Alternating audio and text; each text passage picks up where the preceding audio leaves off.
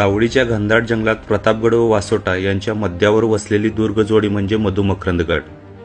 कोकणात उतरणाऱ्या हातलोट घाटाच्या रक्षणासाठी या किल्ल्याची निर्मिती करण्यात आली.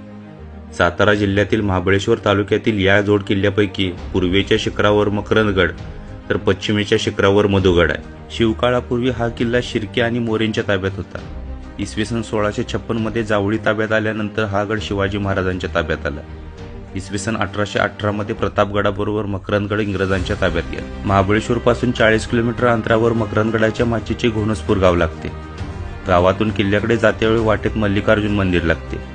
शिवकाळापूर्वी चंद्रराव मोरेंनी ज्या 7 शिवपुरी निर्माण केल्या त्यातील एक म्हणजे हे मंदिर.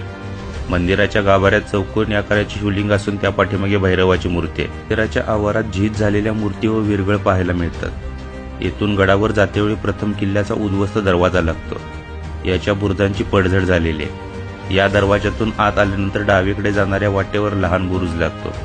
या ठिकाणी वाऱ्यामुळे जमिनीवर कातळात तयार झालेले एक नेडे पाहायला मिळते.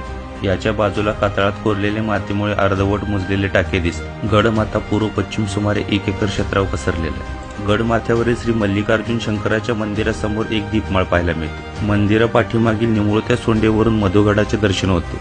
गडाच्या उजवीकडील बाजूस कातळात कोरलेले पाण्याची टाकी आहे. गडमाथ्यावरून प्रतापगड, कोयना खोरे व महाबळेश्वर दिसते.